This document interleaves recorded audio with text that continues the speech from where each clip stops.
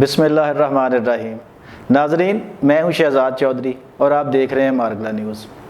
ناظرین، فیض آباد دھرنا جو تھا اس کا فیصلہ سپریم کورٹ سے آیا تھا تو اس پر عمل درآمد نہیں ہو سکا تھا۔ اس کا ماسٹر مائنڈ کون تھا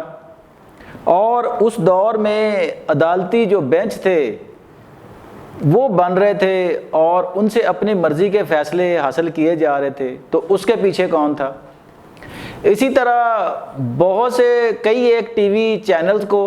بند کروایا جا رہا تھا اور کچھ کو کھولنے کے لیے چیئرمین پیمرا پر دباؤ ڈالا جا رہا تھا، اس کے پیچھے کون تھا؟ اسی طرح معروف صحافیوں حامد میر، سلیم صافی، نجم سیٹھی، سید طلعت حسین اور اس طرح کے دیگر کئی لوگوں کو آف سکرین کرایا جا رہا تھا پریشرائز کر کے، اس کے پیچھے کون تھا؟ اسلام آباد ہائی کورٹ کے جسٹس شوکت عزیز صدیقی کی ناظرین آپ کو وہ تقریر یاد ہوگی جس میں انہوں نے عدالتی بینچوں کے بنانے اور ان سے مرضی کے فیصلے حاصل کرنے کے حوالے سے احوال بیان کیا تھا۔ تو ناظرین، ان سب کے پیچھے جو ایک قوت کار فرما تھی وہ کون سی تھی؟ اب اس کا نام زبان زد عام ہو چکا ہے۔ جی ہاں ناظرین، ابھی 2 دن پہلے سپریم کورٹ آف پاکستان میں فیض آباد دھرنا کیس جو تھا اس پر عمل درآمد کے حوالے سے ایک کیس جو ہے وہ سنا گیا اور وہاں پہ یہی باز گشت سنائی دی گئی کہ جناب ان سب عوامل کے پیچھے ایک ہی ہستی جو لیفٹیننٹ جنرل ریٹائرڈ فیض حمید صاحب تھے وہ تھے۔ اس حوالے سے گزشتہ دنوں سابق وزیر دفاع خواجہ آصف نے بھی کھل کر اس کا اظہار کیا کہ فیض آباد دھرنا کس نے مینیج کرایا تھا، پھر اس دھرنے کو ختم کرتے وقت جو مادہ ہوا تھا اس کے گواہ کون تھے، اور پھر جو دھرنے کے حاضرین تھے جو لوگ ان میں جو رقم تقسیم کی گئی، جو پیسے تقسیم کیے گئے وہ کس نے کیے۔ تو انہوں نے کہا کہ وہ شخصیت جنرل ریٹائرڈ فیض حمید تھے جنہوں نے یہ سب کیا، اور پھر انہوں نے اپنی بے بسی ظاہر کی خواجہ آصف صاحب نے کہ ہماری ہی گورنمنٹ میں وہ فیصلہ ہوا اور پھر ہماری حکومت میں وہی لوگ اصل حکمران تھے، اور پھر ہم جو ہے اس دھرنا کیس جو فیض آباد دھرنا کیس کا فیصلہ تھا جسٹس قاضی عیسیٰ کا لکھا ہوا، اس پر عمل درآمد نہیں کرا سکے۔ کیوں؟ ہمارے پاس اتنا اختیار، اتنی پاور ہی نہیں تھی کہ ہم ان طاقتور لوگوں کے خلاف کوئی ایکشن لے سکتے۔ جسٹس شوکت عزیز صدیقی تو پہلے ہی کہہ چکے تھے اور اب انہوں نے بھی، خواجہ آصف صاحب نے بھی کہہ دیا، اور معروف صحافی اور چیئرمین پیمرا جو ہیں ابصار عالم صاحب، وہ بھی کئی دفعہ اس چیز کا برملا اظہار کر چکے ہیں کہ پاکستان میں مختلف ٹی وی چینلز کو جو اس دور میں بند کرایا جا رہا تھا، اور کچھ ٹی وی چینل جس کے خلاف پیمرا ایکشن لیتا تھا تو اس کے لیے دباؤ ڈالا جاتا تھا کہ ان کو کھول دیں۔ جیسے ابھی میں نے کچھ صحافیوں کے نام لیے، ان کو بھی آف سکرین کرا دیا گیا، اور پھر ان کو آف سکرین کرانے کے بعد سید طلعت حسین صاحب کا بھی کہنا ہے کہ مجھے نہ صرف آف سکرین کرایا گیا بلکہ اس بات میں بھی روڑے اٹکائے گئے کہ میں ایک چینل کو چھوڑ کے کہیں دوسرے چینل پہ پروگرام نہ کر سکوں۔ تو ناظرین، ان ساری باتوں کے پیچھے ایک ہی قوت کار فرما تھی، وہ تھے جنرل فیض حمید صاحب۔ تو ان کا نام اب ہر طرف سے آ رہا ہے۔ تو کیا ناظرین آپ دیکھیں کہ کیا جنرل فیض حمید ایک بڑی ایجنسی کے سربراہ ہوتے ہوئے اپنی مرضی سے سارا کچھ یہ کر رہے ہوں گے، یا اس وقت کے chief of army staff general Qamar Javed Bajwa صاحب جو ہیں کیا ان کے نوٹس کے بغیر کر رہے ہوں گے؟ ایسا ممکن ہی نہیں ہے۔ تو اس وقت کی جو فوجی قیادت تھی، جو جنرل باجوہ صاحب تھے یا جنرل فیض حمید تھے یا ان کے ساتھ کچھ اور لوگ تھے، وہ سارے پھر اس عمل میں ملوث ہوں گے کہ کس طرح انہوں نے صحافیوں کو مینج کرنا ہے، کس طرح انہوں نے ٹی وی چینلز کو، میڈیا کو مینج کرنا ہے، کس طرح انہوں نے عدالتوں کو مینج کرنا ہے، اور پھر ان عدالتوں سے اپنی مرضی کے فیصلے لینے ہیں، ٹی وی چینل سے اپنی مرضی کے تبصرے آن ایئر ہونے دینے ہیں، مرضی کی خبریں جو ہیں وہ آن ایئر ہوں گی۔ تو ناظرین، یہ چیزیں اب وقت کے ساتھ ساتھ کھل کے سامنے آ رہی ہیں۔ پہلے جو لوگ دبے لفظوں میں بات کر رہے تھے اب وہ باقاعدہ نام لے کر ہر فورم پر بیان کر رہے ہیں۔ تو ناظرین اس بات کا مقصد صرف یہ ہے کرنے کا کہ جب جسٹس شوکت عزیز صدیقی صاحب نے وہ تقریر کی کہ اسلام آباد ہائی کورٹ میں کھلم کھلا ایک مداخلت کی جا رہی ہے خفیہ ایجنسی کی طرف سے، ان کے اہلکار ججوں کے پاس آتے ہیں، وہ میرے چیف جسٹس کو، اس وقت کے جو چیف جسٹس اسلام آباد ہائی کورٹ تھے، اس کو اپروچ کرتے ہیں، اور پھر اپنی مرضی کے بینچ بنائے جاتے ہیں، اور ان مرضی کے بینچوں سے مختلف سیاسی شخصیات جو ہیں یا باقی دیگر آئینی نوعیت کے جو مقدمات ہوتے ہیں ان میں اپنی مرضی کے فیصلے صادر کروائے جاتے ہیں، کسی کو ان کیا جاتا ہے، کسی کو آؤٹ کیا جاتا ہے۔ تو ناظرین یہ دیکھیں کہ یہ جو ہیں اس طرح کی چیزیں یہ کس طرح ہمارے جمہوری سفر کو بارآور کر سکتی ہیں یا ہونے دے سکتی ہیں۔ یہ چیزیں جو ہے نا، اتنی کھلی ننگی مداخلت جو ہوتی ہے سیاسی نظام میں، میرا خیال ہے شاید ہی دنیا میں کوئی اور جمہوری ملک ہوگا جہاں پہ اس طرح کی مداخلت ہوتی ہوگی اداروں کی طرف سے۔ بہرحال پاکستان میں یہ ایک دفعہ نہیں ہوا، یہ بارہا ہو چکا ہے اور بار بار ہو رہا ہے، اور شاید ابھی بھی ہو رہا ہو۔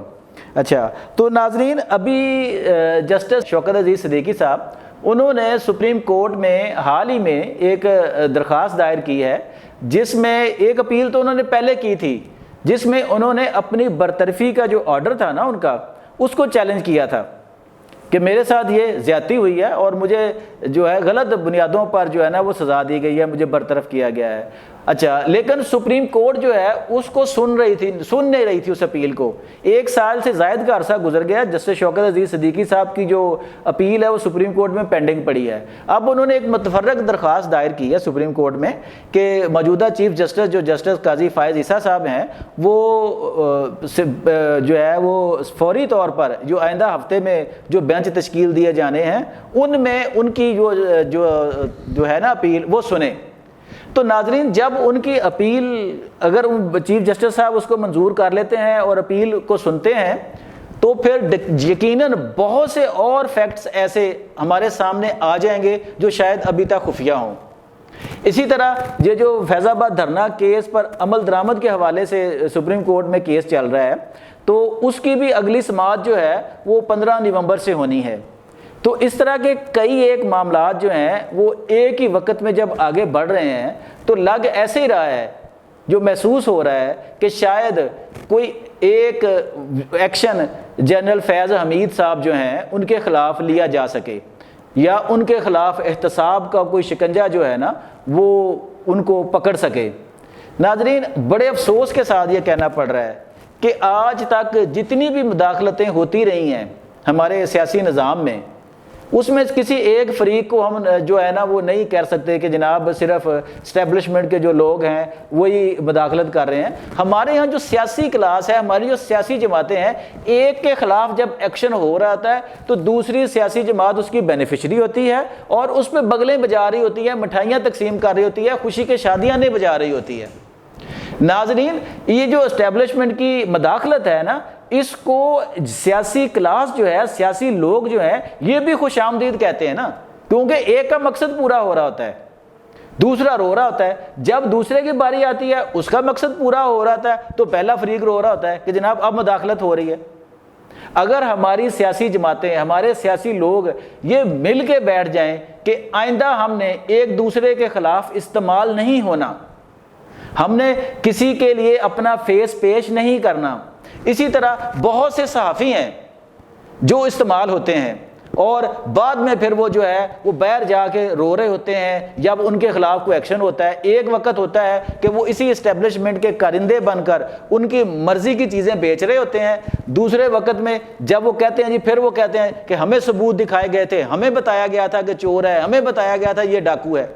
تو آپ کو اس وقت نہیں پتا کہ یہ تو پرانی وارداتیں ہیں جو شروع سے ڈلتی آ رہی ہیں۔ آپ کیوں اس ڈرٹی جو نظام ہے، جو پالیٹکس ہے، اس کا حصہ بن رہے ہیں؟ آپ کسی کے لیے استعمال ہو رہے ہیں؟ کیا صحافیوں کا، ججوں کا یہ وتیرہ ہونا چاہیے کہ وہ کسی کے لیے استعمال ہوں؟ ان کا تو کام، ججوں کا کام انصاف فراہم کرنا میرٹ کا کام میرٹ پر، اور صحافی کا کام خبر ہے یا اپنا تجزیہ پیش کر سکتا ہے وہ۔ لیکن دکھ یہ ہے کہ یہ دونوں جو ہیں، اسی طرح سیاستدانوں کو ساتھ شامل کر لیں کہ یہ سارے اس کے لیے استعمال ہوتے ہیں اپنے اپنے وقت پر۔ جب تک یہ استعمال ہونا نہیں چھوڑیں گے تب تک یہ نظام اسی طرح چلتا رہے گا۔ اور ناظرین میں اجازت لینے سے پہلے آپ کو ایک چھوٹا سا واقعہ شیئر کر دوں کہ پنڈت جواہر لال نہرو جو تھے وہ پرائم منسٹر آف انڈیا تھے، تو اس وقت جنرل کریاپا جو تھے وہ جو ہے بھارتی فوج کے سربراہ تھے، چیف آف آرمی سٹاف کہہ لیں۔ انہوں نے ایک ذاتی محفل میں کچھ سیاسی کومنٹس کیے تھے، جس کی پاداش میں جو ہے پنڈت نہرو نے نہ صرف جنرل کریاپا کو ڈسمس کیا تھا اپنے عہدے سے، بلکہ دیگر دونوں سروسز چیف کو بھی ڈسمس کر دیا تھا۔ تو اگلے دن بھارتی اخبارات میں ان کا یہ بیان چھپا تھا پنڈت جواہر لال نہرو کا کہ آج کے بعد میں نے سیاست میں فوجی مداخلت کا دروازہ ہمیشہ کے لیے بند کر دیا ہے۔ تو ناظرین، کیا ہمارے جو سیاسی لوگ ہیں ان کا کردار کبھی اس پائے کا رہا ہے کہ وہ اس چیز کو، اس مداخلت کو نہ بول سکیں؟ جب تک وہ نہ بولنے کی ہمت نہیں رکھیں گے، ان کے اندر اخلاقی کردار نہیں ہوگا، وہ شفاف طریقے سے اقتدار میں نہیں آئے ہوں گے، ان میں شفافیت نہیں ہوگی، ان کے معاملات میں، ان کے ذاتی معاملات میں، ان کے کاروباری معاملات میں، وہ کبھی بھی ان کو ہاں نہ نہیں بول سکیں گے، اور یہ معاملہ اسی طرح چلتا رہے گا۔ تو بہت بہتر ہے کہ کسی ایک فریق کو بلیم دینے کے بجائے سب لوگ جو ہیں وہ بشمول سیاستدان، بشمول صحافی، بشمول جج اور ہماری اسٹیبلشمنٹ، سب اپنا اپنا کام کریں، اپنے اپنے گھر کو سیدھا کریں، تو یہ ملک سیدھی راستے پر چل سکے گا اور ہم آگے بڑھ سکیں گے۔ تو ناظرین، آپ کی کامنٹس، آرا اور جو تجزیے ہوتے ہیں اس حوالے سے کہ آپ ہم سے کتنا متفق ہوتے ہیں، کتنا اختلاف کرتے ہیں، ہم کامنٹس کی شکل میں آپ کی رائے کے منتظر رہتے ہیں۔ اجازت دیجیے گا، اللہ حافظ۔